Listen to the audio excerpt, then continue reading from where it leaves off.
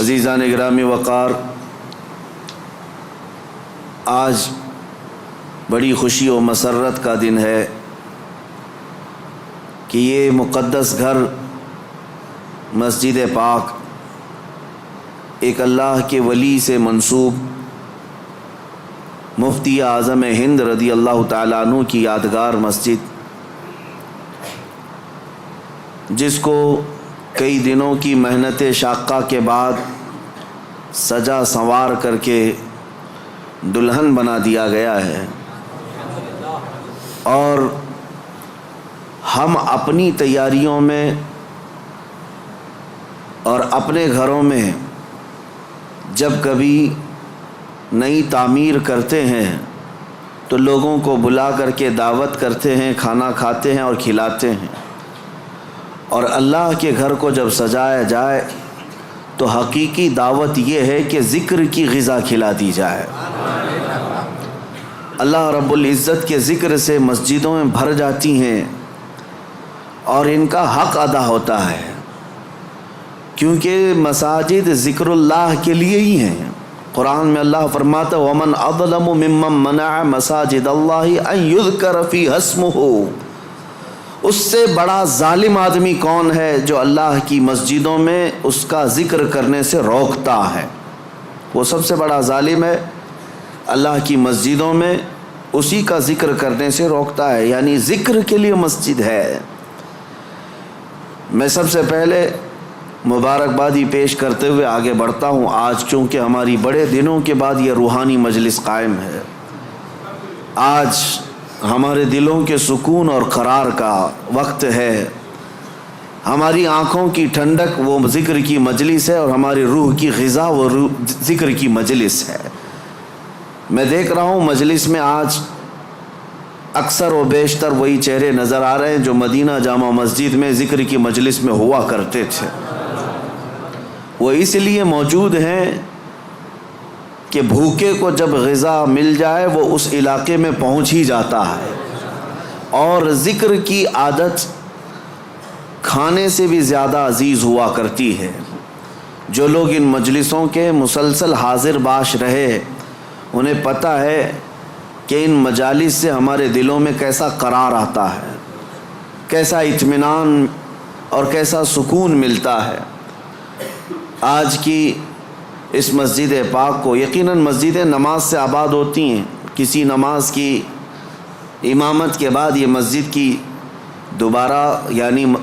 تعمیر نو کے بعد مزین کرنے کے بعد افتتاح ہو جاتی ہیں،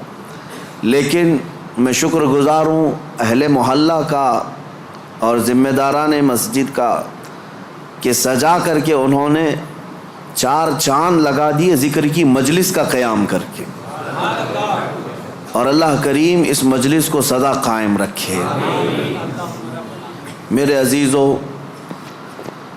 میں نے قرآن عظیم کی ایک آیت تلاوت کی جو ہمارے ذکر کی مجالس میں خاص درس ہوا کرتا تھا، جلسوں میں بیان ہوتا ہے اور بھی دیگر جگہ پر تقریریں ہوتی ہیں، لیکن مجھے اندازہ ہے ذکر کی مجلس میں جو روحانیت ہوتی ہے وہ دلوں کے اندر اترتی ہے، اور ایک ایسا سما ہوتا ہے جس میں ہزاروں لوگ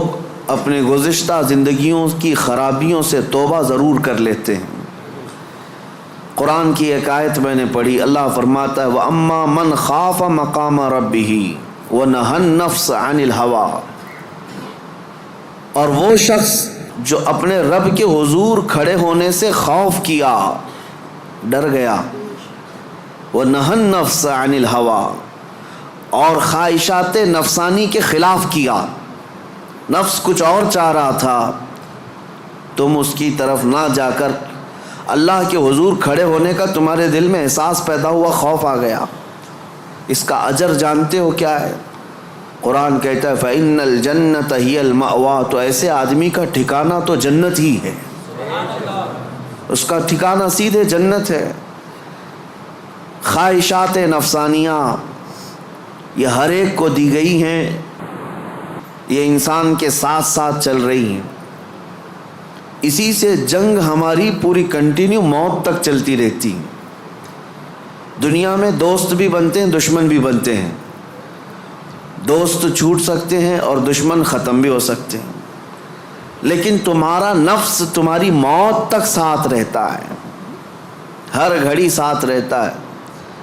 وہ نفس ہمارے ساتھ ہے جس نے شیطان کو بھی گمراہ کیا۔ آپ سوچ سکتے ہیں، ہر برے کام میں ہم یہ کہتے ہیں کہ شیطان نے بہکا دیا، شیطان نے بہکا دیا، یہی کہتے ہیں۔ نماز نہیں پڑھے، شیطان ورغلایا، بہکایا، صبح نماز میں نہیں آئے، شیطان سلا دیا۔ مجھے یہ بتاؤ، آدم علیہ السلام کو سجدہ کرنے سے جو شیطان نے انکار کیا، اس کو کس نے منع کیا؟ ساری دنیا کو شیطان بہکاتا ہے تو شیطان کو کون بہکایا؟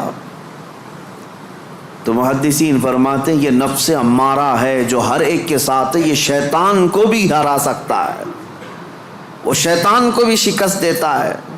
وہ سب کے ساتھ ہے، وہ سب کے ساتھ ہے۔ اس نفس کو، اس خواہشات کو اگر کوئی چیز دنیا میں کنٹرول کر سکتی ہے تو صرف ذکر اللہ ہے، اللہ کا ذکر اسے قابو میں رکھ سکتا ہے۔